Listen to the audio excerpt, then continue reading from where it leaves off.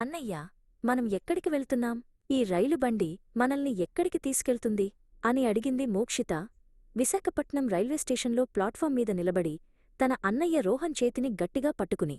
రోహన్ నవ్వి, మోక్షిత, మనం పూరీ జగన్నాథుని దర్శనానికి వెళ్తున్నాం. అదొక అద్భుతమైన ప్రదేశం అన్నాడు. రైలు కదలడం మొదలైంది. మోక్షిత కిటికీ పక్కన కూర్చుని బయటకు చూస్తూ, అన్నయ్యా, చూడు, చెట్లు, ఇళ్ళు అన్నీ మనతో పాటే పరుగెడుతున్నాయి అని కేరింతలు కొట్టింది. అవును మోక్షిత, మనం త్వరలోనే పూరి చేరుకుంటాం. అక్కడ సముద్రం ఉంటుంది, పెద్ద గుడి ఉంటుంది అని రోహన్ చెప్పాడు. పూరీ స్టేషన్లో దిగగానే గాలిలో ఏదో కొత్త వాసన సముద్రపు గాలివాళ్లను పలకరించింది. అన్నయ్యా, ఈ శబ్దం ఏంటి? అని అడిగింది మోక్షిత. అదే మోక్షిత, సముద్రపు హోరు. మనం గుడికి వెళ్లే ముందు సముద్రం దగ్గరకు వెళ్దాం అన్నాడు రోహన్. సముద్రపు ఒడ్డున మోక్షిత ఆనందానికి అవధుల్లేవు. ఆమె చిన్న చిన్న అడుగులతో అలల దగ్గరకు పరుగెత్తి అవి తన కాళ్లను తాకగానే భయంతో నవ్వుతూ వెనక్కి వచ్చేది. రోహన్ ఆమెను జాగ్రత్తగా చూసుకుంటూ ఇసుకతో చిన్న గూడు కట్టడంలో సహాయం చేశాడు. సముద్రస్నానం తర్వాత వాళ్లు జగన్నాథ ఆలయం వైపు నడిచారు. దూరం నుంచే గుడి గోపురం ఆకాశాన్ని తాకుతున్నట్లు కనిపించింది.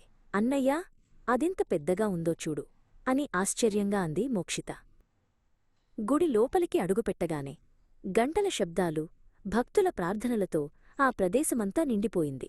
మోక్షిత ఆ వాతావరణానికి కొంచెం బెరుకుగా రోహన్ చేతిని మరింత గట్టిగా పట్టుకుంది. భయపడకు, నేనున్నానుగా అని రోహన్ ధైర్యం చెప్పాడు. వాళ్లు గర్భగుడి దగ్గరకు చేరుకున్నారు. పెద్ద పెద్ద కళ్లతో, రంగురంగుల రూపాలతో ఉన్న జగన్నాథ, బలభద్ర, సుభద్ర విగ్రహాలను చూసి మోక్షిత కళ్ళు పెద్దవి చేసుకుని చూసింది. అన్నయ్యా, వాళ్ళు ఎవరు? అని మెల్లగా అడిగింది. నల్లగా ఉన్నది జగన్నాథస్వామి, తెల్లగా ఉన్నది ఆయన అన్నయ్య బలభద్రుడు, మధ్యలో పసుపు రంగులో ఉన్నది వాళ్ల చెల్లెలు సుభద్ర. మనలాగే వాళ్లు కూడా అన్నా చెల్లెళ్ళు అని రోహన్ వివరించాడు. దర్శనం తర్వాత వాళ్లు ఆనంద బజార్లో మహాప్రసాదం తీసుకున్నారు. మట్టి కుండలలో వడ్డించిన ఆ ప్రసాదాన్ని మోక్షిత ఎంతో ఇష్టంగా తిన్నది. అన్నయ్యా, ఇది చాలా రుచిగా ఉంది అని సంతోషంగా చెప్పింది.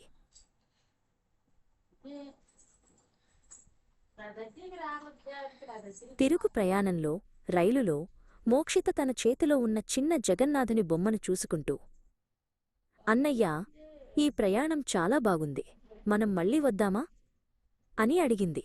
రోహన్ నవ్వి, తప్పకుండా మోక్షిత, మనం మళ్ళీ వద్దాం అన్నాడు. ఆ ప్రయాణం వాళ్ళిద్దరి మనసుల్లో ఒక మధురమైన జ్ఞాపకంగా నిలిచిపోయింది.